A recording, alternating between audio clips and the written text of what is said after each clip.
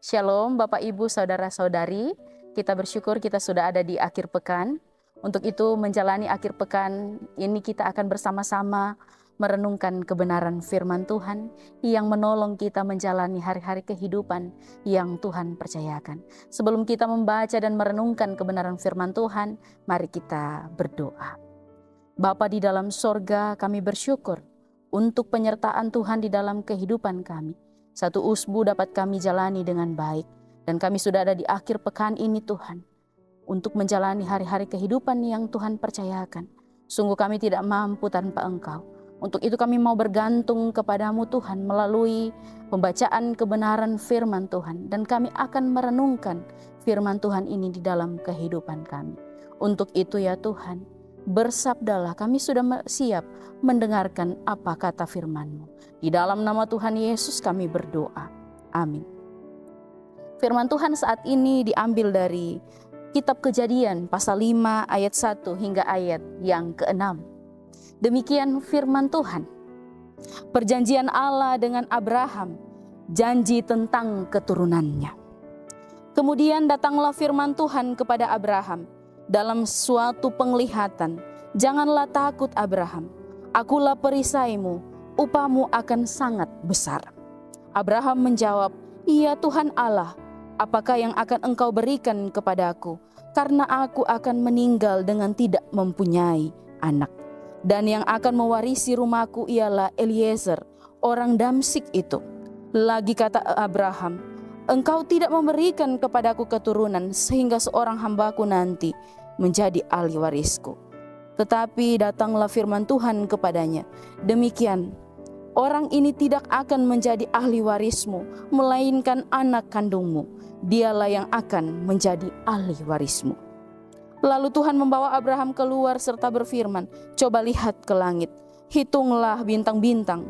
Jika engkau dapat menghitungnya, maka firman-Nya kepadanya, demikianlah banyaknya nanti keturunanmu. Lalu percayalah Abraham kepada Tuhan, maka Tuhan memperhitungkan hal itu kepadanya sebagai kebenaran. Bapak Ibu Saudara-saudari yang dikasihi Tuhan, ketika melihat pembacaan ini, ayat pertama dimulai dengan ada satu kalimat, janganlah takut Abraham.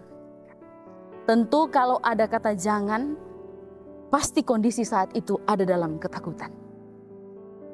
Kalau melihat keadaannya, kenapa Abraham takut sampai Tuhan menyampaikan ini kepadanya?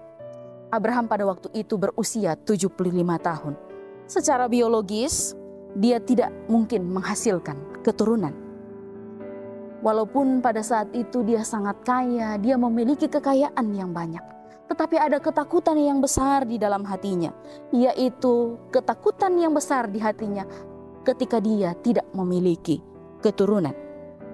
Pada waktu itu, tradisi keturunan merupakan hal yang sangat penting di dalam keluarga. Karena mereka akan menjadi ahli waris di dalam keluarga. Ketika Abraham melihat bahwa di dalam kehidupannya dia belum memiliki keturunan, maka ada rasa takut di dalam kehidupannya. Tetapi ketika melihat pembacaan kita membaca seterusnya, ada rasa keraguan dari Abraham. Tidak mungkin di usia seperti ini saya memiliki keturunan. Tetapi Tuhan mengatakan kepadanya bahwa jangan takut. Jangan takut. Ini menunjukkan bahwa Tuhan memberikan satu pengharapan yang luar biasa kepada Abraham di dalam rasa ketakutan yang dia miliki.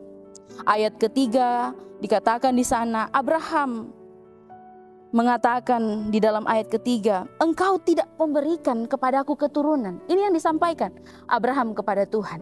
Dia menyampaikan secara langsung, engkau tidak memberikanku keturunan. Ini adalah teologi yang sangat baik. Dia memiliki satu kepercayaan bahwa keturunan itu adalah milik Tuhan, adalah pemberian Tuhan kepada Abraham. Maka Abraham mengatakan kepada Tuhan, engkau tidak memberikanku keturunan.